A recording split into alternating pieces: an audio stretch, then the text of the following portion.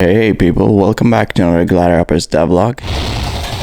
The devlog where I tried to finish the career mode before people who downloaded the game realized that it's actually pretty terrible and they start to play something much better instead. In this video we're gonna talk a little bit about how the career mode is gonna be structured, because that's something that up until now I really didn't have figured out, but lately I've been working a lot on that, thinking a lot about how I want the game to be and what kind of game I want it to be. So that's something I'll talk about in this video. Then I'll also mention some of the small changes that I made to the game over the last week or two. So without further ado, let's get started.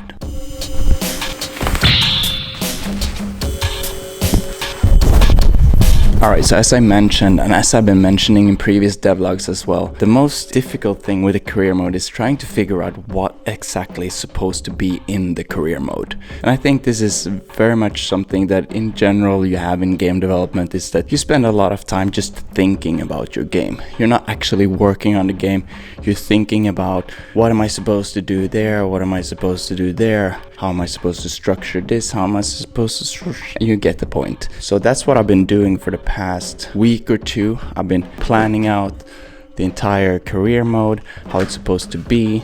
And yeah, I've been just recently starting to actually implement some of those things and implement the game loop, getting everything to work together. Let's jump into the game right now and see what's going on. There's a red error message there, that's not good. So here we are in the game, and before we get started, let me just mention that everything you see is far from final. I haven't started working on the UI graphics yet, so the menus are mostly empty and the background 3D environments are also not the correct ones. But let's head into the first menu of the career mode, which will be kind of like your headquarters. This is where you see a character card of your high score, and right now that's the only thing that's there. So obviously I'm gonna have to model some kind of office background for this place that you will also be able to purchase upgrades for that will make it easier for you to progress in the career mode. For example, you'll be able to purchase a surgeon that can be upgraded to save your gladiator from death maybe once, twice, or even 3 times. I still haven't figured everything out, but that's one idea that I have. So then if you head into the actual career, you'll first have to choose between one of 3 characters.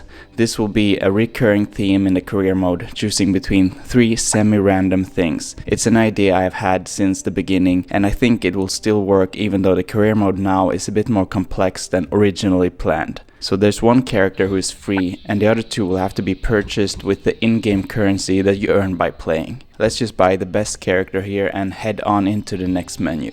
So this is your character home kind of place where you track progress and see how well you're doing. You can also see an overview of your equipment stats, and then I'll also add another page where you'll be able to purchase upgrades to your characters. Let's call it personality. For example, charisma can be upgraded in order to gain more fame after each fight. I'm also thinking of something like willpower that will restore more and more hit points after each fight as well. Things like that. The idea is that you will fight in the arena to gain fame and gold. Once you level up your fame, you get an upgrade point that you can spend on your character upgrades. So if you then head into the next menu, this is where you choose your next fight, and you'll be able to choose between a couple of different fights of varying difficulty that will give you more or less fame and gold for winning. You head into the battle, and let's say you defeat your opponent, you'll see the fame and gold that you gained. There will probably be different factors that add to or subtract from your total, such as charisma, as I mentioned before. But I'm also thinking of making it so that the way you played during the fight affects your fame and gold as well. Winning very narrowly might make you more famous, since the crowd will have enjoyed watching the fight, whereas winning easily, on the other hand, might give you more gold but less fame. Basically what I'm trying to do with the career mode is to add as many layers as possible to how you're able to progress in order to increase replayability and ultimately player choice over the playstyle.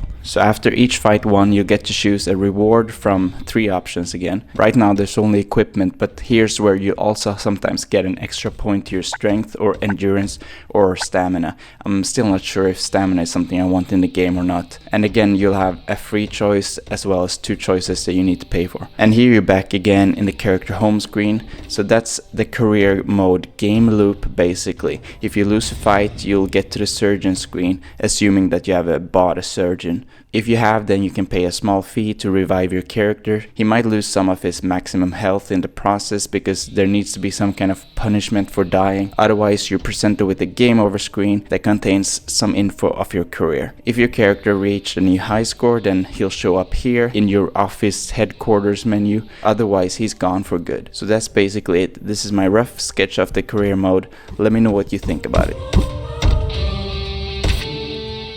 So one thing you might have noticed is that the health bar is now displaying the actual numbers of hit points that you have. Before it was hard-coded to be between 0 and 100, but now a character can have virtually any amount of maximum hit points.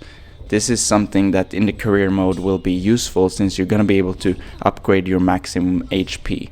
It will also allow me to more easily scale difficulty, since instead of relying on opponents having better equipment and attributes, I can just up their starting HP instead. Finally, there's one thing I've been thinking about too recently, and that is the javelins. It's incredibly frustrating to play with javelins when you have no shield, since it's impossible to block them. I imagine this will be annoying in the career mode if you don't start out with the shield. So the solution might be to delay getting javelins until later in the career mode when you most likely will have a shield, or in some way make them blockable.